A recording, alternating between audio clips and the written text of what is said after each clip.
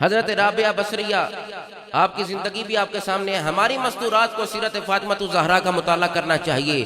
ہماری ماں بہنوں کو رابعہ ادویہ جیسا بننا چاہیے، حضرت عائشہ صدیقہ جیسا بننا چاہیے، پاک دامنہ رہنا چاہیے. پھر ماحول یہ ہوگا کہ ماں بیٹا جنے کی تو بابا فرید جیسا پیدا ہوگا، ماں بیٹا جنے کی بیٹا داتا علی حجویری جیسا پیدا ہوگا، ماں تسبیح و تحلیل کرے بیٹا حسین جیسا پیدا ہوگا، پھر گود میں حسین جیسے لال ہوں گے، ماں فاطمہ الزہرا جیسی ہوگی.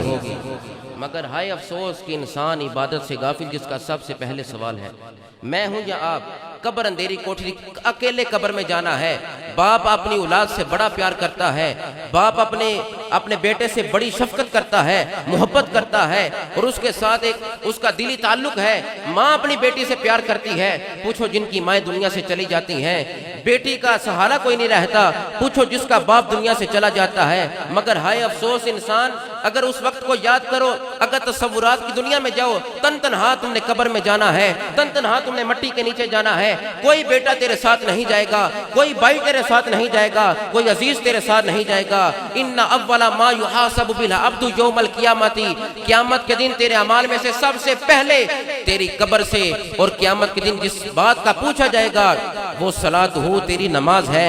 فإن صلحت فقد افلح. بیٹے سے پیار کرنے والے، بیٹی کی محبت سینے میں رکھنے والے، ہمسایوں کا حقوق پورا کرنے والے، نمازیان سے پیار کرنے والے، اخلاقیات کا دامن تھامنے والے، یہ بات سن لے. فإن صلحت فقد افلح، فإن صلحت فقد افلح.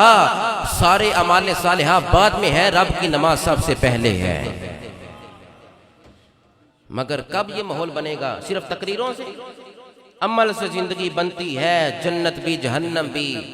خاکی اپنی فطرت میں نہ نوری ہے نہ ناری. میں اس ویران بستی میں رہ کر لوگوں کو دیکھتا ہوں کہ نوجوان عبادت سے ناشنا ہیں، تلاوت قرآن سے ناشنا ہیں، سجدے میں پڑے بھی ہیں تو اپنے کاروبار کی فکر ہے. خدا را اس بات کی طرف غور کریں، اپنا کنسیپٹ چینج کیجئے، اپنی تصورات کی دنیا کو تبدیل کیجئے.